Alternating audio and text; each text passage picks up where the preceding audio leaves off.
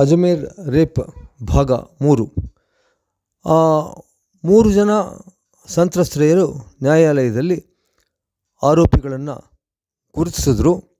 ಹೀಗಾಗಿ 1998ರಲ್ಲಿ, ಅಂದರೆ ನೋಡಿ, ಪ್ರಕರಣ ಆಗಿದ್ದು 90ರ ಆದಿಭಾಗದಲ್ಲಿ, ಅಂದರೆ 8 ವರ್ಷ ಆದಮೇಲೆ 8 ಜನ ಆರೋಪಿಗಳಿಗೆ ಜೀವಾವಧಿ ಶಿಕ್ಷೆ ಕೊಡ್ತು ನ್ಯಾಯಾಲಯ. ಆದರೆ ಆ 8 ಜನ ತಮ್ಮ ಶಿಕ್ಷೆ ವಿರುದ್ಧ ರಾಜಸ್ಥಾನ ಹೈಕೋರ್ಟ್ಗೆ ಮೇಲ್ಮನವಿ ಸಲ್ಲಿಸಿದರು. 3 ವರ್ಷ ಹೈಕೋರ್ಟಲ್ಲಿ ನಡೀತು ಪ್ರಕರಣ. 2001ರ ಜುಲೈನಲ್ಲಿ ಆ 8 ಜನರಲ್ಲಿ 4 ಜನದ ವಿರುದ್ಧ ಸರಿಯಾದ ಸಾಕ್ಷ್ಯಾಧಾರ ಇಲ್ಲ ಅಂತ ಹೇಳಿ ಹೈಕೋರ್ಟ್ ಅವರನ್ನು ಬಿಡುಗಡೆ ಮಾಡಿಬಿಡ್ತು. ಬಿಡುಗಡೆ ಮಾಡಿದ ಮೇಲೆ ಇನ್ನು 4 ಜನಕ್ಕೆ ಜೀವಾವಧಿ ಶಿಕ್ಷೆ ಖಾಯಂ ಮಾಡಿತು. ಆ ನಂತರ ಮತ್ತೆ ಈ ಪ್ರಕರಣ ಸುಪ್ರೀಂ ಕೋರ್ಟ್ ಮೆಟ್ಟಿಲೇರಿತು. ಸುಪ್ರೀಂ ಕೋರ್ಟಲ್ಲಿ 2003ರಲ್ಲಿ 4 ಜನರ ಶಿಕ್ಷೆಯನ್ನು ಕಡಿಮೆ ಮಾಡಿ ಎಲ್ರಿಗೂ 10 ವರ್ಷ ಶಿಕ್ಷೆ ಅಂತ ಮಾಡಿತು.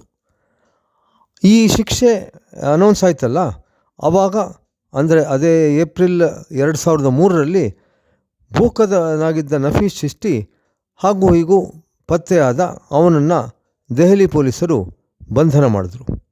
ಹೀಗಾಗಿ ಅವನ ಮೇಲೆ ವಿಚಾರಣೆ ನಡೆದಿರಲಿಲ್ವಲ್ಲ, ಹಾಗಾಗಿ ರಾಜಸ್ಥಾನದ ಸೆಷನ್ಸ್ ಕೋರ್ಟ್ನಲ್ಲಿ ಮತ್ತೆ ಅವನ ಮೇಲೆ ವಿಚಾರಣೆ ನಡೀತು. ಅದು ಮುಂದುವರಿತಿದ್ದಾಗಲೇ 2005ರಲ್ಲಿ ಇನ್ನೊಬ್ಬನ ವಿಚಾರಣೆ ನಡೀತು. ಈಗಾಗಲೇ ನಿಮಗೆ ಹೇಳಿದ್ದೆ, ಮುಖ್ಯ ಆರೋಪಿ ಫಾರೂಕ್ ಚಿಶ್ತಿ ತನಗೆ ಮಾನಸಿಕ ಅಸ್ವಸ್ಥತೆ ಇದೆ ಅಂತ ಹೇಳಿಬಿಟ್ಟು ಅವನ ವಿಚಾರಣೆ ಬೇರೆ ಪ್ರತ್ಯೇಕ ಆಗಿತ್ತಲ್ಲ, ಅವನ ವಿಚಾರಣೆಯೂ ಪ್ರತ್ಯೇಕ ವಿಚಾರಣೆ ಮುಗೀತು. 2007ರಲ್ಲಿ ಅವನಿಗೆ ಜೀವಾವಧಿ ಶಿಕ್ಷೆ ಕೊಡ್ತು. ಅವನು ಮತ್ತೆ ಮೇಲ್ಮನವಿ ಸಲ್ಲಿಸ್ತಾ ಅವನ ಜೀವಾವಧಿ ಶಿಕ್ಷೆಯನ್ನು ಕಡಿಮೆ ಮಾಡಿ ರಾಜಸ್ಥಾನ ಹೈಕೋರ್ಟು ಅವನನ್ನು ಜೈಲಿನಲ್ಲಿ ಬಿಡುಗಡೆ ಮಾಡ್ತು.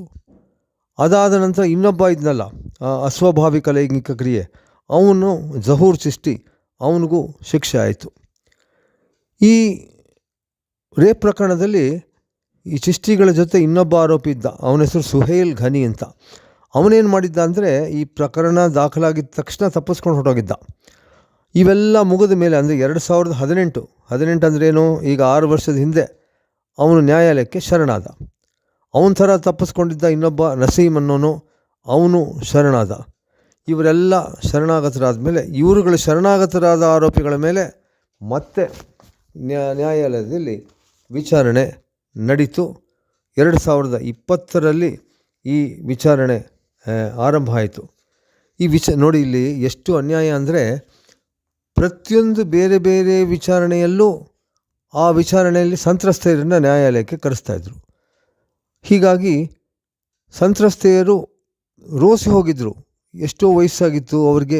ಈ ಒಂದು ರೇಪ್ ಪ್ರಕರಣದ ಸಂತ್ರಸ್ತೆ ಅಂಥೇಳಿ ಅವರನ್ನು ಯಾರೂ ಮದುವೆ ಮಾಡ್ಕೊಳ್ಳೋಕ್ಕೆ ತಯಾರಿರಲಿಲ್ಲ. ಒಬ್ಬಳು ಸುಷ್ಮಾ ಅಂತ ಸಂತ್ರಸ್ತೆ, ಅವಳು ಒಂದು ದಿವಸ ಕೋರ್ಟಿಗೆ ಬಂದು ಹೇಳ್ತಾಳೆ, ಅವಳು ತನಗೆ ಹೇಗಾಯಿತು ಅಂತ ಕೋರ್ಟಲ್ಲಿ ಹೇಳ್ತಾಳೆ. ನಾನು 8ನೇ ಕ್ಲಾಸಲ್ಲಿದ್ದೆ, ನನಗೆ ಏನೋ ಒಂಥರ ಮನೋದೌರ್ಬಲ್ಯ ಇತ್ತು. ನಾನು ಶಾಲೆಯಲ್ಲಿ ಓದೋಕ್ಕೆ ನನಗೆ ಇಂಟ್ರೆಸ್ಟ್ ಇರಲಿಲ್ಲ. ನಾನು ಶಾಲೆ ಬಿಟ್ಟೆ. ನಮ್ಮ ಮನೆ ಹತ್ರ ಒಬ್ಬ ಕೈಲಾಸ್ ಸೋನಿ ಎನ್ನುವ ಯುವಕ ಇದ್ದ, ಅವನ ಮುಖಪರಿಚಯ ನನಗಿತ್ತು. ನಾನೊಂದು ದಿವಸ ಅಜ್ಮೇರ್ ದರ್ಗಾಕ್ಕೆ ಹೋಗಿ ಮನೆಗೆ ವಾಪಸ್ ಬರ್ತಿದ್ದಾಗ ಅವನು ನನಗೆ ದಾರಿಯಲ್ಲಿ ಭೇಟಿಯಾದ.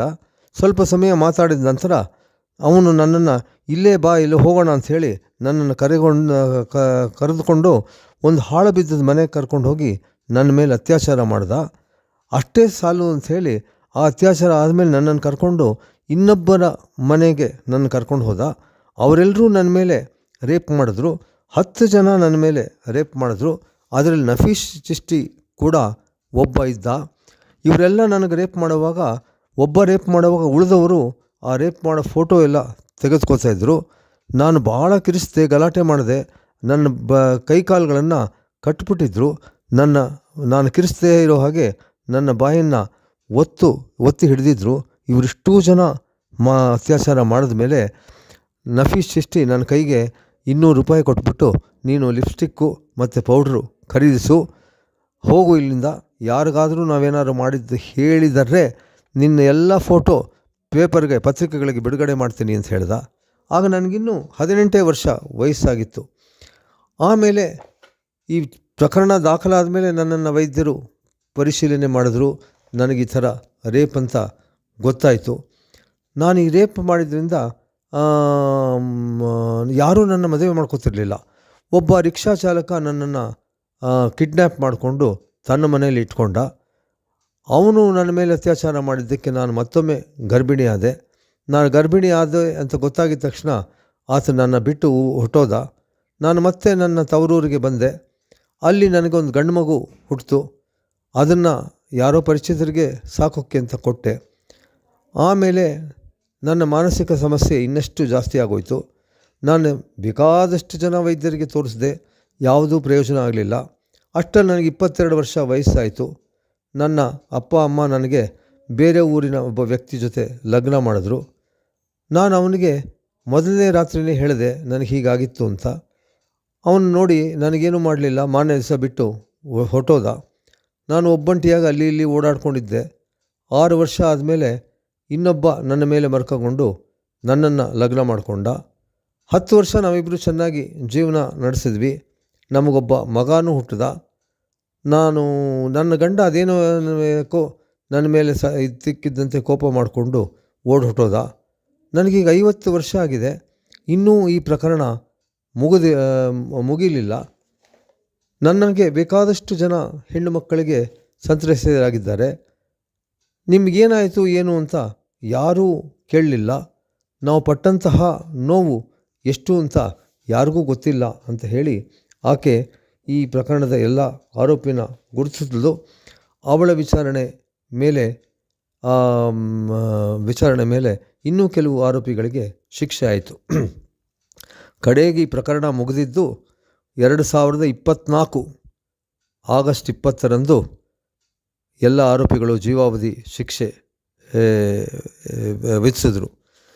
ಈ ಪ್ರಕರಣ ಒಂದು ಭಾರತದ ಕ್ರಿಮಿನಲ್ ಇತಿಹಾಸದಲ್ಲಿ ಒಂದು ಮಹತ್ತರ ಪ್ರಕರಣ.